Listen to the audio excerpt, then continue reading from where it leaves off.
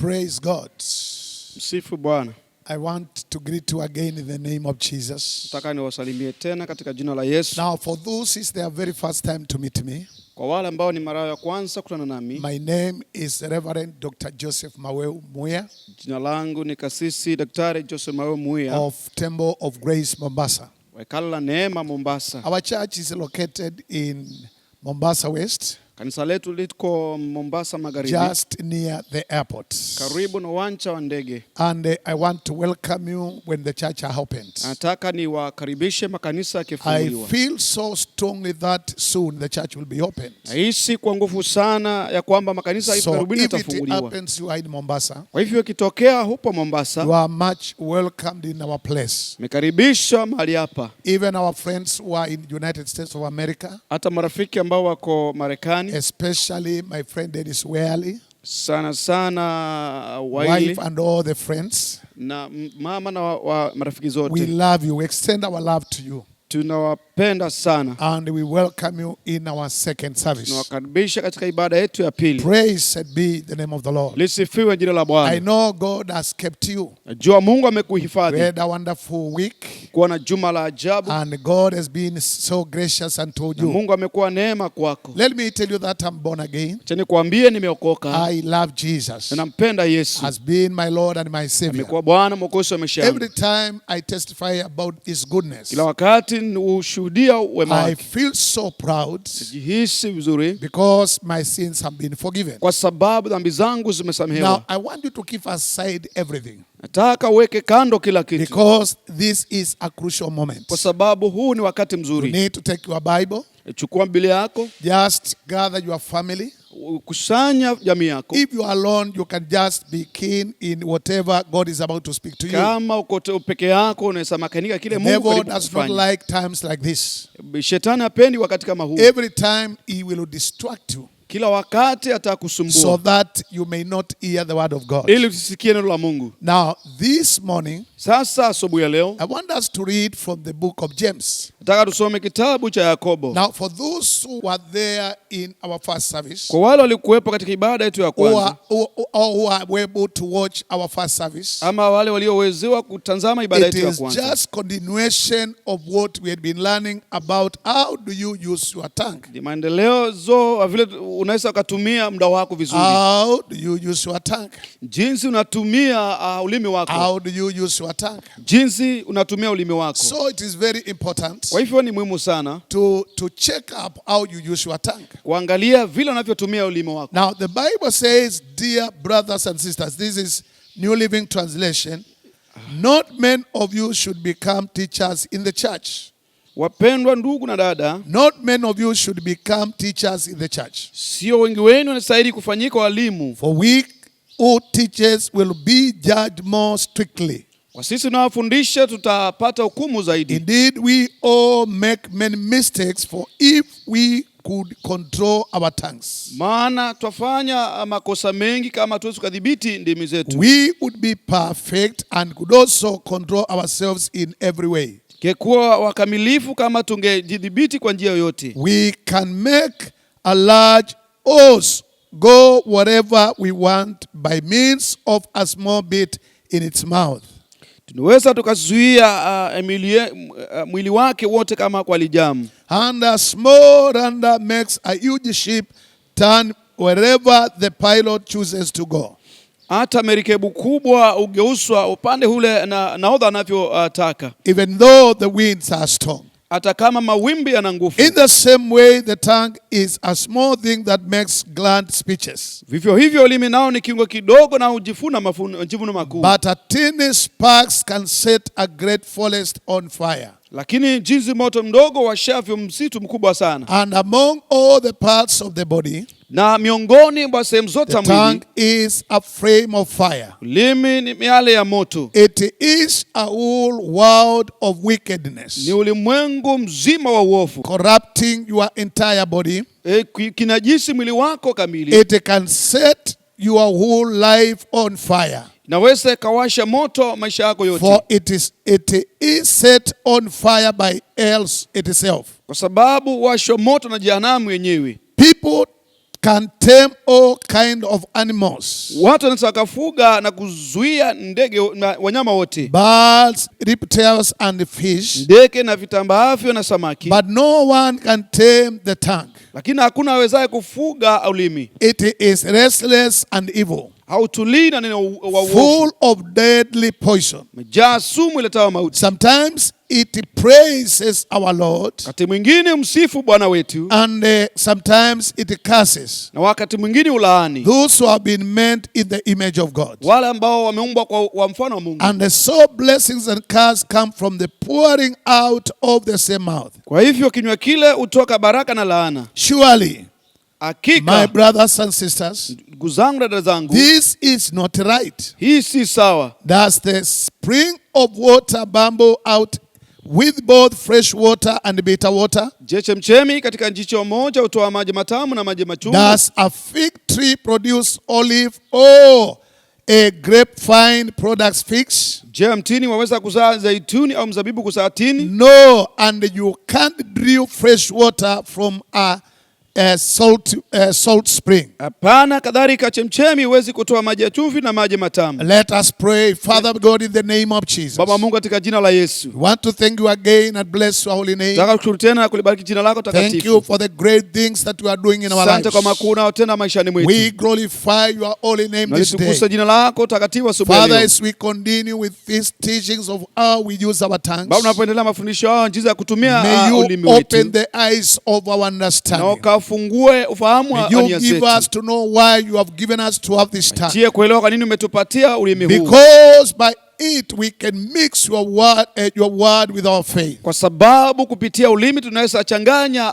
neno lako na imani. We glorify you. Tunakutukuza. Thank you, Master. Asante Bwana. For it's in Jesus' Ni name katika jina la Yesu we do pray and believe. tunaomba na kuamini. Can you say big amen? Sema amina kubwa. Hallelujah. Hallelujah. These are powerful teachings. Haya ni mafundisho ya nguvu. How do you use your tongue? Jinsi ya kutumia ulimi For wako. those who are able to listen to me in the first service, Kwa wale waliweza kunisikiza ibada ya tongue kwanza. can be a weapon of mass destruction. Ulimi umekuwa silaha ya maangamizi makuu. Although it is a small part in your body, Ingawa ni kiungo kidogo ndani ya mwili but wako, can bring mass destruction. lakini inaweza leta uharibifu mkubwa. How you use your tongue will determine Vile unatumia ulimi wako utaamua whether you will live or die. ya kwamba utaishi ama utakufa. Because the Bible Kwa says sababu Biblia inasema there is power in your tongue. kuna nguvu katika ulimi wako. There is power in your Kuna tongue. nguvu katika ulimi wako. I don't know whether you know. Sijui kama wajua. There is power in your tongue. Kuna nguvu ndani ya ulimi wako. So how you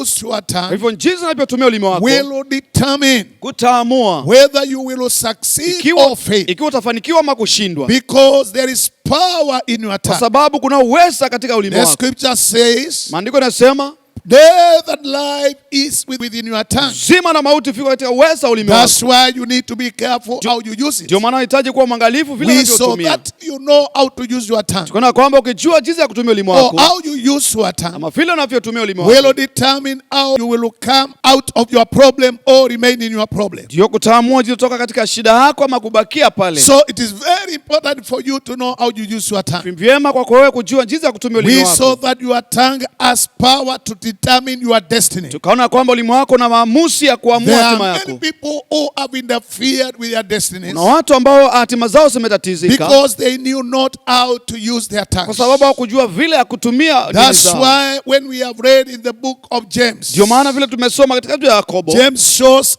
us importance of controlling our tongues. Yakobo anatuonyesha umuhimu wa kudhibiti ndimi He zetu. shows us what you say and what you don't say are very important. Anatuonyesha kwamba kile cha kusema cha kutosema ni muhimu sana. Then there is a speech that we saw in the morning. Na kuna usemi tuliona asubuhi. Proper speech is not only saying the right words Usemi mzuri si kusema maneno ya sawa at the right times, au wakati unaofaa, but it is also to control your desire to say what you shouldn't. lakini pia ni kudhibiti tamanio lako kwa kile ambacho ungesema. You see, within you, Unaona, katika wewe there is a desire to speak something. kuna tamanio la kuongea kitu, Because whatever you speak comes from the abundance of your heart. kwa sababu kile unachoongea kinatoka kwa utele wa moyo That's wako. why Jesus said that is what defiles you. Ndio maana nikasema ndio kile kinachokutia Now, unajisi.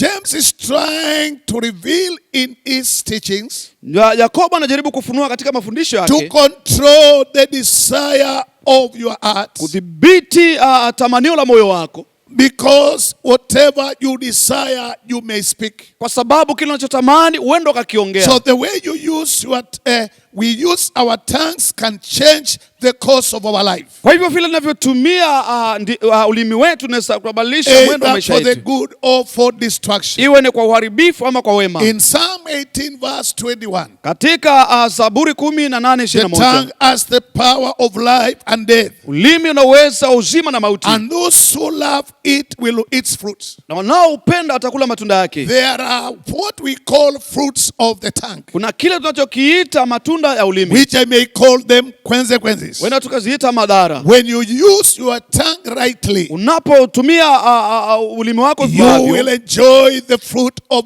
using it rightly. utafurahia matunda ya kutumia sawa. When you use your tongue wrongly, Unapoutumia kimakosa, because we said you can use your tongue in two ways, kwa sababu lisema unaweza kutumia ulimi wako kwa njia either in mbili, the right way or in the wrong way. iwe kwa njia njema ama mbaya. When we are talking about using it in a wrong way, Unapoongea kuhusu kutumia vibaya, James called it untimed tongue. Yakobo anauita ulimi usiodhibitika, Untimed tongue. ulimi ambao huwezi When you are ukadhibiti. using it for gossip, Unapotumia kwa when you masengenyo, are putting others down through by your tongue, unapotumia ulimi wako ushushe wengine, when you are blanging and manipulating, unapo kujinua na kutakabali, when you are teaching false teachings, unapotoa mafundisho ya uongo, when you are complaining, unaponungunika. praised be the name of the Lord. Sifiwe jina la Bwana. Even through your tongue, you can exaggerate Hata kupitia ulimi wako unaweza ukaongezea maneno and chumvi, just do flattering. na inaleta mambo yasiyo na That is the maana. wrong way of using your tongue. Hiyo njia ya makosa ya kutumia ulimi And wako, we call them the sins of the tongue. tunaita kwamba matunda ya Now, ulimi. there's something that we saw in our first service. Kuna kitu kaona katika ibada yetu ya kwanza, And it was a statement made by a certain man. alikuwa ni usemi uliotamkwa na mtu Tongue of a fulani. Christian is indicator of that spiritual health. Ulimi wa Mkristo ni kuonyesha afya ya kiroho. When we listen to you, what you are saying, Tunaposikiliza maongezi yako, we will know whether you are healthy or you are sick. tajua kwamba ni mgonjwa ambao unao Then afya. I said in our first service, Nikasema katika ibada yetu ya then at kwanza, times I was wondering the time I was going to the hospital. kuna wakati kuwa na shangaa nikielekea hospitalini, And the doctor could tell me to move my tongue out. daktari angeniambia nitoe nje ulimi wangu, While I was not sick in my tongue, ilali si kwa mgonjwa katika ulimi but wangu. I came to Lakini realize nikafikia kugundua there is something up in our tongues. kuna kitu katika ndimi zetu, It reveals what kind of the Christian you are. inafunua haina ya Mkristo uliopo. Can you say big amen? Sema amina kubwa. Then we said the tongue has power, Na tukasema kwamba ulimi una nguvu, either when it used in the right way ikiwa inatumika katika njia sawa or when it used in a wrong way. ama ukitumika katika njia ya That's kimakosa. why you can use your tongue Ndio maana for unaweza blessing, kutumia ulimi wako katika baraka, or you can use your tongue for cursing. ama ukautumia kutoa laana. But you as a believer, God does not expect you to use your tongue for cursing. Lakini wewe kama muumini, Mungu akutarajia utumie kwa That's why kulaani. at the end of what we have read from the book of James, Ndio maana mwishoni kwa kile tumesoma kitabu cha you Yakobo, cannot draw a fresh water from the salt well. huwezi ukachota maji ya masafi kutoka katika So God chemichemi does chafu. not expect you Na Mungu akutarajii to be a double tongue. kuwa mtu wa ndimi mbili, Either you have to use it for the right things or to use it for the wrong things. iwe utumie kwa mambo ya sawa ama ya makosa. So it is very important for you to know that your tongue is very Kwa important. hivyo ni vyema ujue kwamba ulimi wako na muhimu Then sana. we saw what Jesus said, Tukaona vile Yesu alivyosema that through your tongue you will bind things here on earth. ya kwamba kupitia ulimi wako utafunga mambo hapa duniani. This is so about our declaration. Hii inahusisha matangazo yetu. What we bind, it will be bound. Kile tunafunga hapa What kitafungwa, we loose will be loose. kile tunafungua kinafunguliwa. And that is what we call the power of the tongue. Ndio tunakiita uweza ulimi. Our tongue has the power to bind. Ulimi wetu una uwezo wa kufunga. When we declare something against something, tunapotangaza kitu kinyume ya kitu, it happens. kinatendeka. That's why we need to be careful. Ndio maana tunahitaji kuwa What waangalifu. we declare about our Kile children, tunatangazia watoto no wetu, matter how furious you are, jalishi una hasira no kiasi gani, matter what the child has done, lakini kuliko kila mtoto it amefanya, is good to know what you speak is very important to them. vyema kujua kile unaongea cha muhimu, And every spoken word is very difficult to be na cancelled. ni ngumu sana kuondolewa. That's why even the Bible says, Ndio maana Biblia inasema we will give account of every word tatoa hesabu ya kila neno in the day of judgment. katika siku ya hukumu. That's why whatever I'm speaking, Ndio maana chochote I nachoongea need to be careful, nahitaji kuwa mwangalifu, because at the end of this life, kwa sababu mwisho wa maisha I haya will give an account of it. nitatoa hesabu yake. Can somebody shout amen? Mtu aseme amina kubwa. That's why Proverbs chapter number 12 verse 18, Ndio maana Methali 12 mstari wa the 18, Bible says there is one who rush words are like sword thrusts, andiko linasema kwamba kuna yule anayekimbilia kutamka maneno, but the tongue of the wise brings healing. lakini ulima mwenye haki huleta We uponyaji. don't rush to the words. Hatukimbilii maneno tu, Don't just rush to the words. usikimbilie kunena maneno tu, Because when you use your tongue wisely, kwa sababu unapotumia ulimi wako vyema you kwa will hekima bring healing. utaleta uponyaji. You can heal a wounded heart Unaweza aponya moyo by the umevunjika kind of the soft words you will speak to that kwa person. aina maneno matamu In unayotumia. your tongue there's ability to create either life or death. Katika ulimi wako unaweza kuumba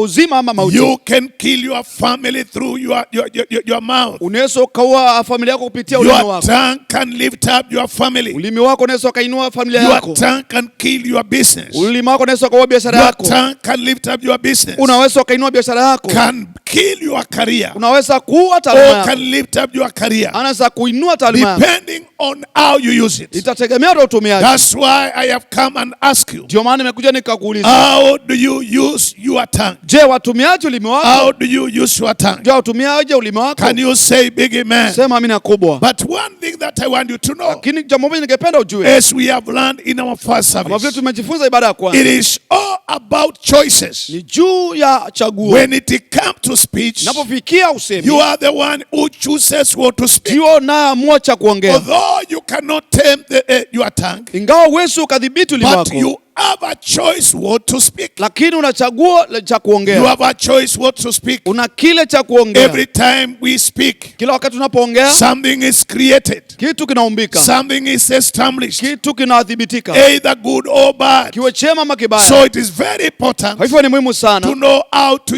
use our tongue. jua vile ya kutumia ulimi wako. We need to tame our tongue. Tunahitaji kufuga ulimi In wetu. Proverbs 21:23, Katika Methali 21:25, whoever keeps his mouth anayeziba kinywa and chake, his tongue keeps himself out of trouble. alindaye kinywa chake na ulimi wake ujiondoa There are taabani. many people who are in trouble Kuna watu walio katika taabu because of their mouth. kwa sababu ya midomo yao. They say there are many people Nisema kuna watu who wengi are in trouble walio matatizoni because of their mouth. kwa sababu ya vinywa vyao. I was listening on Friday Nilikuwa nasikiza Jumaa when the Senate was going on, kati Senate ilikuwa inaendelea, and one of the things in their sitting I learned na mojawapo katika vikao vyao nikajifunza is that your words can destroy your destiny. ni maneno yako yanaweza karibu hatima yako. After you speak your words, you can never swallow them. Baada ya kuongea maneno yako huwezi ukameza They tena. show what you stand for. Yanaonyesha kile They unachosimamia, show who you are. yanatoa msimamo You wako. cannot separate a man from his word. Huwezi tenganisha mtu na maneno yake, Because from the abundance of the heart a person kwa speaks. sababu kutoka katika utele wa moyo You mtu draw anaongea. whatever is in your heart. Unatoa kile ambacho kwa moyo So wako. by what you say, we can know what kind of a person Vile you kwa are. kile unachosema tunaweza jua wewe ni mtu aina gani. That's why we need to think before we speak. Ndio maana tunahitaji kuwaza kabla We tujaongea. need to make sure we speak life. Tunahitaji kuhakikisha kwamba tunaongea Oh, can vyema. I hear big amen? Pia amina kubwa. You can say amen in your Unaweza house. ukasema amina So nyumbani mwako. there is a creative power power in our tongues. Kuna uwezo ambao umeumbika ndani ya moyo wako. And that's what we have learned. Na hiyo ndivyo tumejifunza. David King said this. Daudi in chapter number 141 verse number 3. Katika Zaburi 141 mstari wa 3. He was telling God, alikuwa anamwambia Mungu, set a guard, O God, over my mouth. Weka mlinzi katika kinywa changu. I need guard over my mouth. Nahitaji mlinzi kinywani mwangu. Keep watch over my door of my lips. Ili akalinda malango ya vinywa vyangu. Oh, hallelujah. Hallelujah. Why was he saying so? Kwa nini alikuwa anasema hivyo? Because he knew. Kwa sababu alijua. He can speak words which are destructive. Anaweza kanena maneno ambayo ni uharibifu. He can speak words which can bring death. Anaweza akaongea maneno yanayosababisha mauti. And he needed God to give him guard. Anahitaji Mungu ampe mlinzi. The one who can guard his mouth. Awezaye kulinda ulimi wake. And keep watch over the door of his lips. Na kulinda malango ya vinywa vyake. To take care of the kind of the words he will speak. Kulinda haina ya maneno atakayoongea. Whenever you open your mouth to speak. Wakati unapoongea, either you speak death or life. Wenda unaongea uzima ama mauti. So choose to speak life. Kwa hivyo chagua kuongea uzima. There's a scripture in the book of Deuteronomy. Kuna andiko katika kitabu cha Kumbukumbu la Torati. Chapter number 30 verse number 15. Sura 30 mstari wa 15. Where God spoke to the children of Israel. Baba Mungu alinena na wana Israeli. He said, I have set before you. Sema nimeweka mbele yenu. Today life and the good. Leo wema na uzima. Death and the evil. Uzima na uovu. When you read verse number 19. Unaposoma mstari wa 19. I call heaven and earth. Naita mbingu na nchi. As a witness today. Kama shahidi leo. Against you. Kinyume nawe. Hallelujah. Hallelujah. Against you. Kinyume nawe. Praised be the name of the Lord. Jina la Bwana. So God is calling witnesses. Hivyo Mungu anaita mashahidi. He said that I have set before you life and health. Nimeweka mbele zenu uzima na wema. Blessings and curse. Baraka na laana. Therefore, kwa hivyo choose life that both uzima. You and your descendants can live. Nyinyi na uzao wenu mkaishi. It is God's desire. Kwa hivyo ni tamanio la Mungu. For us to choose life. Ili tukachagua uzima. So it is God's intention. Kwa hivyo ni tamanio la Mungu. When it comes to the time of speaking. Inapofikia wakati wa kuongea. We choose what to speak. Tuchague cha kuongea. We may not have power to tame our tongues. Wenda tusidhibiti ndimi zetu. But we have power to choose what to speak. Lakini tuna uwezo kuchagua cha kuongea. So we need to tame our tongues. Kwa hivyo tunahitaji udhibiti ndimi zetu. Praised be the name of the Lord. Sifiwe jina la Bwana. That's why we have read in James chapter number 1 verse 9. Ndio maana tumesoma Yakobo 1 mstari wa 9. Know these brothers. Msiwe ndugu Let kufuna. every person be quick to hear, slow to speak, slow to anger. Wacha kila mtu awe mwepesi wa kusikia na pia awe mwepesi asiwe mwepesi wa hasira. Slow to speak. Awe mwepesi wa kuongea. When it comes for you to speak, inapofikia ili ukapate kuongea, you need to be slow. Unahitaji kuwa mwepesi. You need to have control by your tongue. Kuwa na utawala ulimi wako. That's why Proverbs 25:28. Ndio maana Methali 25:28. The Bible says a man without self-control. Inasema kwamba mtu asiyetawala roho yake. Like a city. Ni kama mji broken into. Uliobomolewa na kuingiwa. And live without walls. Naishi pasipo kuta. So when you cannot control your tongue. Kwa hivyo usipoweza kudhibiti ulimi wako. You cannot time your tongue. Ukiwa wewe ukaufuga ulimi wako. Now you are war without security. Sasa wewe ni ukuta usio na ulinzi. Then we came to this point. Tunafikia point hii. That is where I am beginning our second message. Hapo ndipo naanza ujumbe wetu wa pili. How can I control my tongue? Je, ninawezaje kudhibiti ulimi wangu? That is the question I had been asking for many years. Hilo ni swali nimekuwa nikiuliza kwa miaka mingi. Because if it cannot be controlled. Kwa sababu kama huwezi dhibitiwa. It can slip. Unaweza ukaponyoka. One thing that God was teaching me. Kitu moja Mungu alikuwa ananifundisha. Although it is restless. Ingawa hautulii. But I have power to control what I speak. Lakini na uwezo wa kudhibiti kile ninachoongea. That means even if it wants to sleep. Inamaanisha kwamba hata kama unataka kuteleza. I can control what I want to speak. Naweza kudhibiti kile ambacho ningependa kuongea. There's a times that I used to say. Kuna wakati huwa ninasema. I may be talking.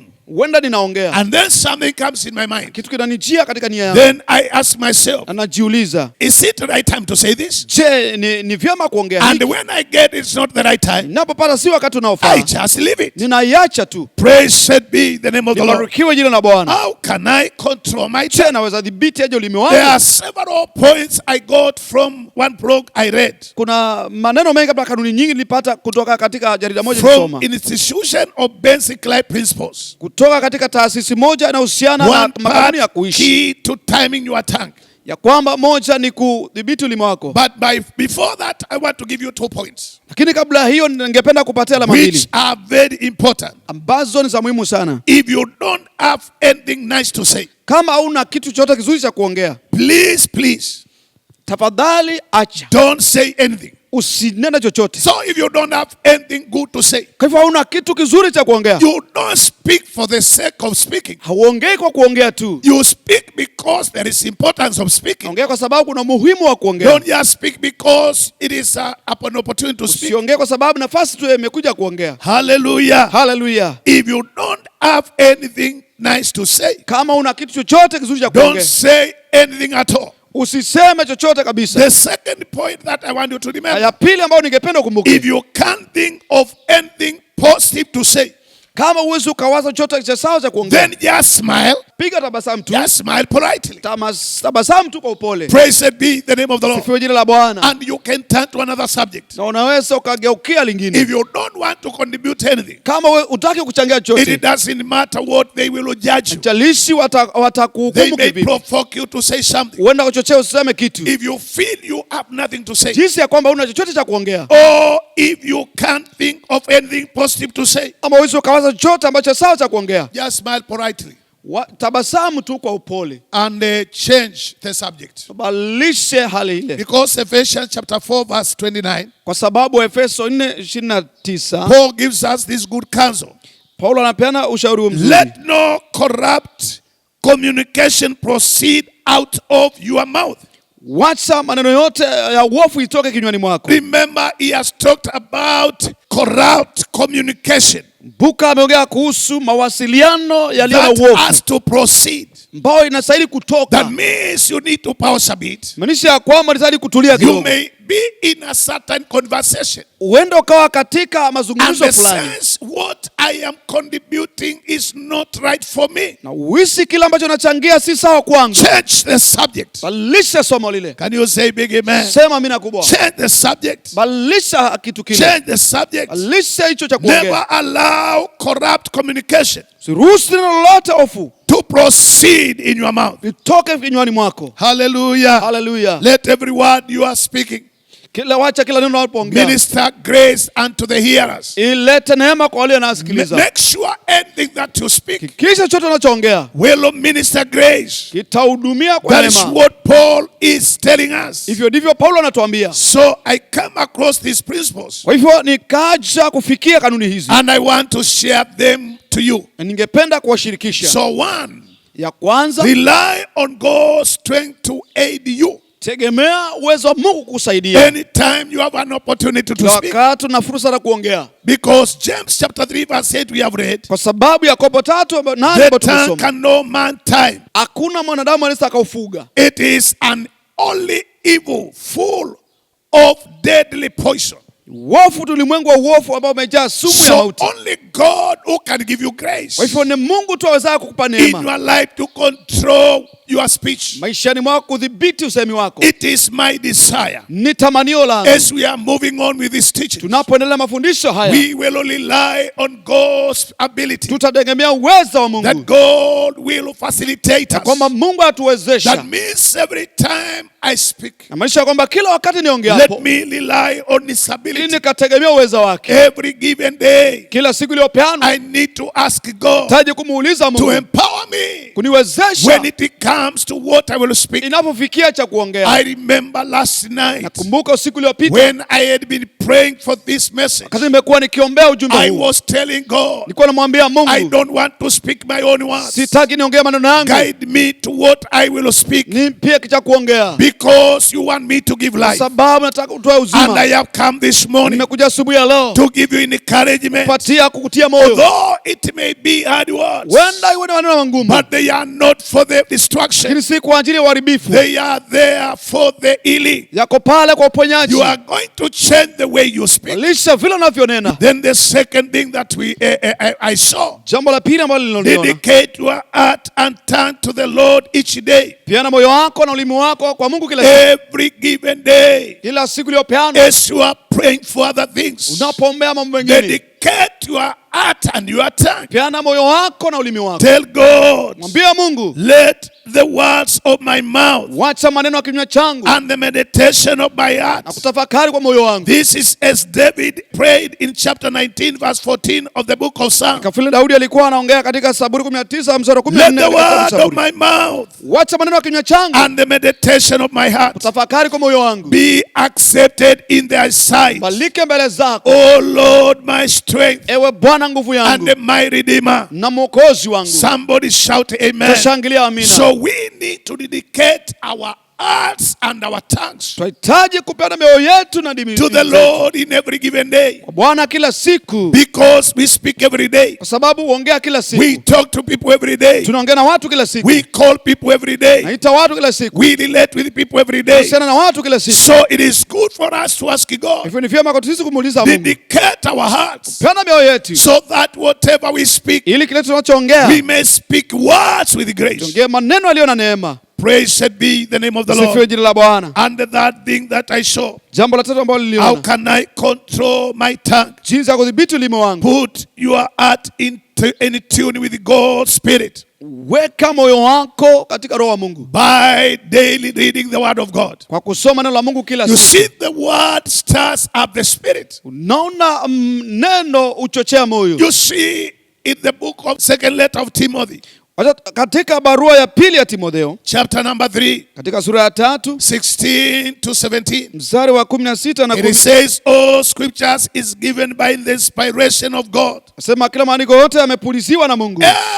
Every word you read from the Bible Kila andiko linalosoma kutoka Biblia has been inspired by God. limepuliziwa pumzi na Mungu. It has inspiration of God. Ina pumzi ya Mungu. And it is profitable Ina faidi, for doctrine. lafaa kwa mafundisho. It can reprove. Inaweza likaonya. You can correct somebody with the word of God. Ukamkosoa mtu. You can reprove somebody with the word of God. Unaweza ukamwongoza mtu kwa neno la Even Mungu. you can instruct Hata unaweza in ukaelekeza the righteousness. katika haki. Oh, hallelujah. Hallelujah. That the man of God may be perfect. Ili mtu wa Mungu awe kamili. Listen to me. Sikizeni. Sometimes we use our own words. Wakati mwingine tunatumia maneno yetu. The other day I was thinking about Jesus. Wakati mwingine kawa naongea kuhusu The Yesu. day after he had been in prayer for 40 days. Baada ya kuwa katika maombi kwa siku And 40 he met the devil. na akakutana na Ibilisi. And the devil began to challenge him. Ibilisi akaanza kumtia changamoto. Jesus was the full of the word. Yesu alijaa neno. He told the devil, Akamwambia Ibilisi, it is written. imeandikwa. You can say what you have deposited in your heart. Yesu akaongea kila ambacho umewekeza moyoni mwako. Remember, Jesus said, Buka Yesu alisema, when the Holy Spirit will come, Roho Mtakatifu atakapokuja, when you will have him, utakapokuwa he naye will remind you. He atakukumbusha. can only remind you Anaweza kukumbusha what tu you have deposited in your kile heart. umewekeza moyoni mwako. That's why Ndio maana you need to quicken your spirit with the word of God. wahitaji kutia neno la Mungu ndani ya Quicken moyo your wako. spirit with the word of God. Unaweza kutia roho yako I ndani ya Mungu. like to read the word of God. Penda kusoma neno la Mungu. I like to meditate the word of Penda God. kutafakari neno la Mungu. It is good to memorize the word of God, Vyema ukariri neno la Mungu. because that is only way you can keep the word of God in your heart, in your Sababu life. ndio njia pekee unahifadhi neno la Mungu Then ndani ya the moyo wako. fourth thing that I saw, Jambo la nne ambalo niliona, meditate on the scriptures atafakari maandiko that addresses power of God. ambaye inaangazia uweza na tumaini. We have very good example. Tuna mfano mzuri. Proverbs chapter number 13 verse 3. Methali mstari wa 13, He that keepeth his mouth, anayelinda ulimi wake, he keepeth his life. yule anayelinda kinywa But chake he hulinda that nafsi yake. openeth wide his lips Lakini afunuaye midomo yake shall have destruction. atapata uharibifu. Proverbs 29:20. Methali 29:20. Swayest thou a man that is hasty in his words? There is more hope of a fool than of him. Je, umemwona mtu mwenye kukimbilia katika maneno? Afadhali kumtumaini mpumbavu kuliko yeye. Yes, who rush in words. Na kimbilia Can you maneno. imagine better? You depend on a fool than that man. Hebu waza ili kumtegemea mpumbavu Proverbs kuliko mtu huyo. 18:13. Methali He 18:13. that answereth the matter before he heareth, Anayejibu jambo bila it kabla is hajasikia, folly and shame unto him. ajibuye kabla hajasikia These are mpumbavu. words you need to meditate. Ni maneno yanastahili kutafakari. Matthew 12 verse 36. Bible says every idle word Linasema kwamba kila neno that men shall speak, kila neno la ofyo ambao mwanadamu ataongea, every idle word, kila neno ambalo halina maana mwanadamu maneno ya ataongea, bure, they shall give account thereof in the day of judgment. watatoa hesabu siku ya hukumu. So don't joke with words. Kwa hivyo usichezee maneno. I have seen people after they speak, they say I was joking. Nimeona watu baada ya kuongea nasema nilikuwa na God mzaha. never jokes with words. Mungu kama anamzaa na maneno. Anything that you speak, Chochote unachoongea, mean what you speak. angalia kile cha unachoongea. James chapter 3 verse 10. Yakobo 3:10. If any man among you seem to be religious and brideth not his tongue, but deceiveth his own heart. Kila anayejifuna kuwa ni mcha Mungu lakini atulizi ulimi wake, anajidanganya. I tell you. You say you have a religion. Unasema nao dini? How do you use your tongue? Je, unatumiaje ulimi wako? You see Proverbs 20:23. Naona Methali 20:23. Whoso keepeth his mouth and his tongue keepeth his soul from trouble. Alindaye kinywa chake na nafsi yake ama ulimi wake unjiondoa taabani. There are people who are in trouble Kuna watu walio katika shida because of their mouth. kwa sababu ya midomo yao. And there are many other scripture related to this. Na kuna maandiko mengi yanayohusiana na hii. Proverbs 15 Methali verse 1, 15 verse 4, mstari wa 4, Ephesians 4:29, Efeso 4:29, Proverbs 17:28, Methali 17:28, 1 Peter 3:10, Petro wa kwanza 3:10 etc., etc. na kuendelea. So you need to memorize and meditate Wahitaji kutafakari na kukariri on the scriptures of this kind. katika maandiko ina hii. Because every time you meditate the word of Kwa God, sababu kila mara unapotafakari neno la Mungu, when you keep the word of God in your life, unapoweka neno la Mungu moyoni then mwako, you will remember na utakumbuka when it comes to the time of speaking. inapofikia wakati wa kuongea. And these words will give you wisdom Na maneno haya yatakupa hekima to choose what to speak. kuchagua cha kuongea. That's why David in Psalm 119, Ndio maana Daudi katika Zaburi 119 verse number 11, mstari wa 11, thy word have hid in my heart, nimelificha neno lako moyoni mwangu that I may not sin against ili thee. nisikutende dhambi. So you need to hide the word of Hivyo God unahitaji kuficha neno la Mungu in your heart. katika moyo wako. How do you hide the word of God in Je, your heart? unaficha neno la Mungu moyoni mwako? Just memorize it, Ikariri tu, meditate it. tafakari. That's why I say, Ndio maana nikasema I will meditate your word day and night. nitatafakari neno lako usiku When you mchana. are on a bed, meditate the word of God. Ukiwa kitandani tafakari neno la Mungu. What do you think when you are on your bed? Ni kitu gani unawaza ukiwa Many kitandani? times I memorize the scriptures. Wakati mwingine utafakari na When maandiko. I am driving, Ukariri maandiko nikiwa naendesha when gari. I am walking, Nikiwa natembea. you may see me speaking. Unaenda ukaniona nikiongea. Yes, I memorize. Ndio ninakariri. That is the only way Hiyo ndio njia to pekee. keep the word of God Naweka neno la Mungu in my life. katika maisha yangu. Then the fifth thing, Na jambo la 5, assume responsibility for every word you speak. chukulia wajibu wa kila neno unaloliongea. Assume for every word you speak, you are going to be responsible. Kisha kwamba kila neno, chukulia kila neno One utakaloliongea of the things that I utawajibikia. want you to know, Mojawapo wa mambo ningependa ujue, it is God's desire that we speak truth. ni tamanio la Mungu ili tukaongea ukweli. Speak truth. Kuongea ukweli. That's why you need, before you speak, Ndio maana unahitaji kabla hujaongea. you need to ask yourself, Unahitaji kujiuliza, am I speaking truth? je, ninaongea ukweli? Am I speaking truth? Ninaongea ukweli? Because if what you are speaking is not truth, Kwa sababu kile unachoongea si kweli, now you get yourself in trouble. sasa unajiingiza katika shida. That's why Ndio maana when you read the book of Proverbs, unaposoma kitabu cha Methali, when I pass through this book, unapopitia kitabu hiki, it talks much about the words we speak. inaongea zaidi kuhusu maneno It tunayoongea. spoke much about what we speak. Inaongea zaidi kuhusu maneno tunayoongea. It talks about wisdom and foolishness. Inaongea kuhusu pumbafu na hekima. But when it came to what we speak, Lakini inapofikia kile tunachoongea, I saw that there are many scriptures nikaona kwamba kuna maandiko mengi that deals with our speech. inayohusiana na usemi wetu. I saw 4 tongues of people nikaona aina 4 ya watu in this book of Proverbs. katika kitabu hiki cha And I Methali. believe because it was a greatest wise man who has never lived to wrote it. Timini kwamba iliandikwa katika mwenye hekima ambaye hajawahi ishi He duniani. gave 4 classes of tongue or speeches. Akapeana aina 3 ya ndimi katika usemi. 4 of them. 4 miongoni mwake. Control the tongue. Ulimi ambao umedhibitiwa, Then the caring tongue ulimi ambao umetunzwa, and the conniving tongue. You twist the truth. unapinda ule ukweli. Then we have a careless tongue. Tuna ulimi wa kuongea ovyo ovyo. These are speaking lies, Ulimi huu unaongea uongo, cursing, kulaani, quick-tempered words, maneno ya hasira ya upesi, which can lead to rebellion and destruction. ambayo inaweza elekeza katika kuasi So, na kuharibu. tongue is very important. Kwa hivyo ulimi ni muhimu And sana. he gave many scriptures, Kapatia maandiko mengi which you can search from your Bible, ambao unaweza kutafuta ule so Biblia that yako it may help you ili kapate kusaidia when it comes to making decision of what to speak. napofikia kuamua kile cha kuongea. That's why in Ephesians, Ndio maana katika Efeso chapter number 4, sura ya 4 verse 25.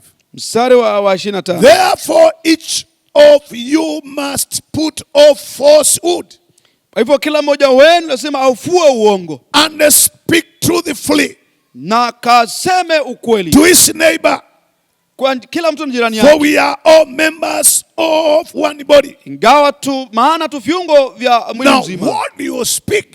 Je, unaongeanga Do nini? you speak truth to your neighbor? Je, unaongea ukweli kwa jirani yako? You are going to be responsible. Utawajibikia. Psalm 15 verse 2. Zaburi 15 mstari wa 2. Those who lead blameless lives and do what is right, speaking the truth from sincere hearts. Ni mtu andaye kwa ukamilifu na kutenda haki, asemaye kweli kwa moyo wake. Yes, speaking truth from sincere hearts. Kiongea ukweli kutokana na moyo wake. We are people, very few people who are sincere. Tuna watu wachache ambao ni wa kweli moyoni. Oh, they speak sincerely truth from their heart. Ambao wale huongea ukweli wa dhati moyoni So mwao. my question, how do you use your tongue? Hivyo swali langu, unatumiaje ulimi wako? Always do you speak the truth? Kila wakati unaongea ukweli. You see, when you are spoken the truth, Unajua wakati umeongea you ukweli, don't need to remember what you have said when. uhitaji kumbuka kile ambacho ulisema lini. Because truth remains truth. Kwa sababu ukweli ubakia ukweli. I say truth remains truth. Sema ukweli utabakia ukweli. Matthew chapter 5 verse 37. Mathayo 5:37. Simply let your yes be yes, Wacha- and your no be no, Ndio yako iwe ni ndio na la yako iwe ni and la. anything beyond this Na, comes from the evil one. na kila yazidio haya toka kwa yule mwovu. That means we need to learn to say no. Ndio maana tunahitaji kujifunza kusema la. Where no is needed, Mahali ambapo la we need yahitajika. to learn to say yes. Tunahitaji kujifunza kusema Where ndio yes is needed. ambapo ndio There yahitajika. are people who feel as if they are offending people when they are saying no. Na watu ambao hujidhania kwamba wanashindwa wakisema la. Where no is needed, say no. Mahali la inahitajika Where sema la. yes is needed, say yes. Ambapo ndio inahitajika sema ndio. And he said this, Akasema hivi, beyond this yazidio haya comes from the evil one. yatoka kwa yule mwovu. Anything I speak beyond yes and no Chochote nachoongea yazidio ndio na comes la, from the evil one. kinatokana na yule mwovu. Matthew, Mathayo the following verse, 37. The words you say maneno ambayo unaongea will either acquit you or condemn you. wenda ya kukumu pia akufungue. When they are not true, they will condemn you. Yakiwa si kweli yatakuhukumu. If they are true, they will set you free. Kama yako kweli yatakuweka huru. Can somebody shout a big amen? Mtu asema amina kubwa. Then another thing that you need to know, Jambo lingine unahitaji kujua, ask those around you if you use words that are offensive. uliza walio karibu nawe. If you are using offensive words, Kama unatumia maneno ya kukwaza, you need to know unajua wahitaji kufahamu what people interpret what you say. vile watu chukulia maneno yako. When you ask the right people, Unapoulizia watu ambao they wanafaa, will challenge you and tell you whether you are speaking right, give right things. Watakutoa changamoto na watakwambia kana kwamba unaonea you are speaking wrong things. ama unaongea maneno yasiyofaa. So you need to ask those who are around you. Unahitaji kuuliza walio karibu nawe. Can you say big amen? Sema amina kubwa. Many times we just speak and speak. Wakati mwingine tunaongea na kuongea tu. But it's good sometimes to let people Lakini ni vyema wakati mwingine kuruhusu watu tell you whether you bless them or you offend them. wakwambie inawakwasa ama unawabariki. There is something interesting in the Bible. Na kitu kinafutia katika Biblia. One day Jesus Siku moja Yesu wanted to know akahitaji kujua what people says about him. vile watu msema kumhusu. Whom do they say he is? Ndio nasema ni nani? So and me, I want to say this. Nataka kusema hivi. It will be very important for you Hivyo itakuwa muhimu kwako to ask your close friends. ulizia marafiki zako wa karibu. Do what I speak bless or condemn? Je, kile ambacho ninaongea kinabariki ama And for today I want to pause there. kina hukumu? Lakini leo ningependa But this is the truth. lakini huu ndio kweli. We need to choose Tunahitaji kuchagua whatever we want to say. kile ambacho tunataka kusema. So it is very important as a believer. Kwa hivyo ni muhimu sana kama muumini. Because what we speak will define who we are. Kwa sababu kila ambacho tunaongea kitaeleza sisi ni You nani. see, there are people when you speak, they will ask you, Unajua kuna watu unapoongea watakuuliza, are you a Christian? je, wewe ni Mkristo? Because they know Christians do not speak like that. Kwa sababu wanajua Wakristo There is a way you will respond to somebody na vile wanaweza katikia and mtu they will wonder whether you are born again. shangaa kana kwamba umeokoka. Because there is a language and speech of born again Kwa people. sababu kuna usemi na lugha ya mtu aliyeokoka. Brethren, Wapendwa, how do you use your tongue? je, unatumiaje ulimi wako? How do you use your tongue? Je, unatumiaje ulimi wako? Remember, I was not speaking this Kumbuka sikuwa naongea hii for any condemnation, kwa hukumu yoyote, but for you to check on the mirror. lakini ili ukapata kujitazama Word kwa of kioo. God is as a mirror. Neno la Mungu ni kama kioo. Check how you use your tongue. Tazama vile unavyoongea Is it ulimi for the wako. right direction Je, ni kwa mwelekeo sawa or is it for the wrong direction? ama ni kwa mwelekeo wa makosa? Remembering at the end of the day, Kumbuka siku ikifika mwisho, whatever we spoke in public or in private, kile tunaongea katika siri ama katika wazi, we will give account of it. tutatoa hesabu yake. I want to pray for you. Nataka nikuombee. Father, we thank you. Baba, tunakushukuru, We bless you. tunakubariki, We honor you. tunakuheshimu, We have come before you. tumekusongelea. May you help us Katusaidie as we continue. tunapoendelea. Father, teach us. Baba, tufundishe, Teach us tufundishe how to use our mouth, jinsi ya kutumia vinywa vyetu, how to speak, jinsi ya that kuongea, we may speak life, tukakuongea uzima but not death, lakini si mauti, that we may bless ili tukapate and kubariki not curse. wale siku la. Thank you, Jesus, Asante Yesu for reminding us kwa kutukumbusha how to use our mouth. jinsi ya kutumia vinywa vyetu. You are there, you are not born again. Wala hujaokoka, You cannot draw fresh water wesi ukachota maji masafi from a salt well. kutoka katika If you kisima are not ambacho born kitupi. again, Kama hujaokoka, You cannot speak godly things. wesi ukaongea mambo ya kiungu. You can only speak godly things Unaweza ukaongea mambo ya and kiungu, good things, mambo mazuri, because good God is in you. kwa sababu Mungu mwema You yuko are ndani saying, yako. Pastor, pray for me. Sema mchungaji, niombee, I want to give my life to Jesus. nataka kuokoka. Say, Lord Jesus, Sema Bwana Yesu, I have come to you. nimekuja mbele zako. Forgive my sins. Accept me. Give me right words Patia maneno sawa when it comes to speak. katika kuongea. I'm born again. Okoka, Save me. niokoe. In Jesus' name. Jina la Yesu. Can you say big amen? Sema amina kubwa. So I want to pray for you, everybody. Napenda kuombea kila My mtu. viewers, wherever you are. Kuuliza mahali It is ulipo. a matter of trying to think. Ni hali ya kujaribu Rushing how you use your words. kuangalia vile unavyotumia. How ulimi you wako. use your tongue. Vile unatumia ulimi If you wako. are not using rightly, Kama utumii sawa, just repent. tubu tu. Our God is faithful. Mungu wetu ni mwaminifu, He will forgive you. atakusamehe. Father, we are coming before you. Baba, We tunakusongelea. have used our tongues wrongly. Tumetumia vinywa Can you vyetu forgive vibaya. us? Na Cleanse tunakusamehe. us. Tusakaze. Although we cannot swallow back the words, Tuwezi regesha maneno, but you can forgive us. lakini unaweza kutusamehe. We bless you. Tunakubariki, We honor you. tunakuheshimu. In Jesus' name, Jina la Yesu we do pray and believe. tunaomba na kuamini. Can you say big Sema amen? amina kubwa. I believe Ninaamini you are blessed. umebarikiwa. Now the time has come Na wakati for umefika us to give our ili offerings. kutoa sadaka zetu. After this, Baada hii I know you are najua going to use your phone tutaenda kutumia to simu yako pay your tithes lipa fungu and zako to give your offerings. na kutoa sadaka. Can you remember this number? Unaweza Our paybill number, paybill namba yetu 685819. 685819 685819. 685819 The alternative number, namba 0722 0722 92 74 7449. 49. May God bless you Mungu dearly akubariki kwa dhati. as we meet again. Tunapokutana tena, Make sure within the week kisha katikati ya you juma have listened to my message. umesikiza ujumbe wangu. I love you. Nawapenda. Till we meet again. Shalom. Shalom.